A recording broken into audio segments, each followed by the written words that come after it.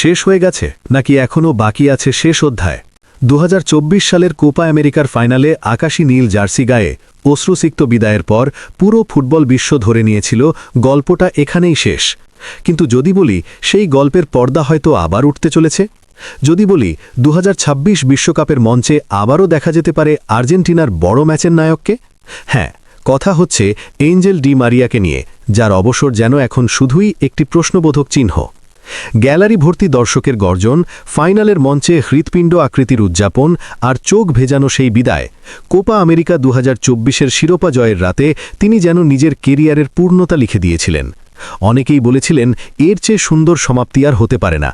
কিন্তু ফুটবল কি কখনো এত সহজে শেষ কথা বলে?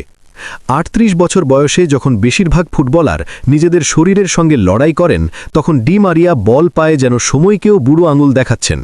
শৈশবের ক্লাব রোজারিও সেন্ট্রালে ফিরে এসে তিনি শুধু আবেগের গল্প লিখছেন না, লিখছেন পারফরম্যান্সের গল্প। গোল করছেন, অ্যাসিস্ট করছেন, ম্যাচের গতি বদলে দিচ্ছেন, আর ভক্তদের মনে জাগিয়ে তুলছেন এক নতুন স্বপ্ন। প্রশ্নটা তাই এখন আরও জোরালো, তিনি কি সত্যিই শেষ বাঁশি বাজিয়ে ফেলেছেন, নাকি বিশ্বমঞ্চে আরেকবার আলো ছড়ানোর প্রস্তুতি নিচ্ছেন? আর্জেন্টিনার লিগা প্রফেশনালে বারাকাস সেন্ট্রেনের বিপক্ষে তার সাম্প্রতিক গোল যেন সেই গুঞ্জনকে আরও উস্কে দিয়েছে।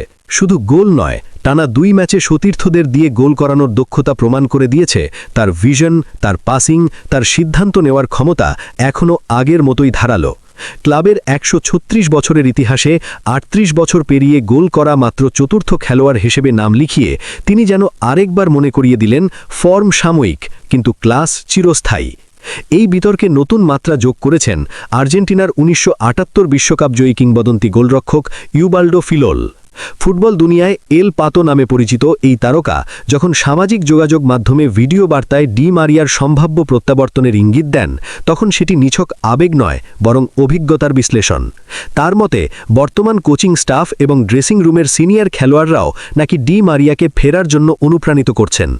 মাঠে তার গতি, ফিটনেস আর শারীরিক সামর্থ্য দেখে আগামী বিশ্বকাপে তাকে বাদ দেওয়ার কোনো যৌক্তিক কারণ দেখছেন না ফিলোল।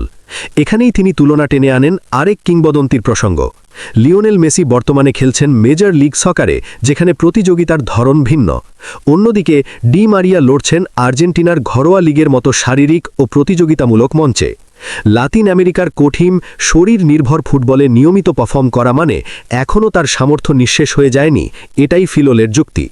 তবে সমর্থকদের মধ্যে মতভেদ স্পষ্ট। একদল মনে করেন কোপা জিতে সেরা ছন্দে বিদায় নেওয়াটাই ছিল তার কেরিয়ারের সবচেয়ে নিখুঁত সমাপ্তি। বড় মঞ্চে গোল, ট্রফি, আবেগ সবকিছু মিলিয়ে গল্পটা যেন পূর্ণতা পেয়েছিল। অন্য দল কিন্তু ভিন্ন সুরে কথা বলছে। তাদের মতে বিশ্ব চ্যাম্পিয়নের তকমা ধরে রাখতে চাইলে বড় ম্যাচের রাজাকে ফেরানো ছাড়া উপায় নেই, কারণ ইতিহাস সাক্ষী ফাইনাল মানেই ডি মারিয়া।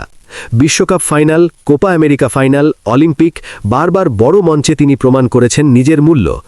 এমন একজন খেলোয়াড় যিনি চাপের মুহূর্তে ঠান্ডা মাথায় ম্যাচের ভাগ্য লিখতে পারেন, তাকে কি সত্যিই সহজে ছেড়ে দেওয়া যায়, বিশেষ করে যখন তিনি এখনও ক্লাব ফুটবলে প্রভাব বিস্তার করছেন? 2026 বিশ্বকাপের মঞ্চ তাহলে আরেকবার ডাক দিচ্ছে তাকে, নাকি তিনি নিজেই স্থির করেছেন স্মৃতির অ্যালবামে থাকা ছবিগুলোই হবে শেষ অধ্যায়?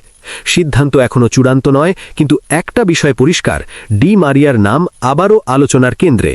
হয়তো তিনি ফিরবেন না, হয়তো ফিরবেন, কিন্তু যতদিন বল পায়ে তিনি এভাবে জাদু দেখান, ততদিন প্রশ্নটা বেঁচে থাকবে।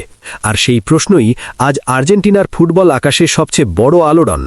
2026-এ আকাশী নীল জার্সি গায়ে কি আবারও দেখা যাবে এল ফিদেওকে, নাকি কোপা আমেরিকার সেই অশ্রুসিক্ত রাতি থেকে যাবে শেষ দৃশ্য হিসেবে? উত্তরটা সময়ই দেবে। তবে এতটুকু নিশ্চিত, ফুটবলের মঞ্চে কিংবদন্তিদের গল্প কখনো সহজে শেষ হয় না, আর আনহেল ডি মারিয়ার গল্প যেন সেটা হয়তো এখনও লেখা বাকি।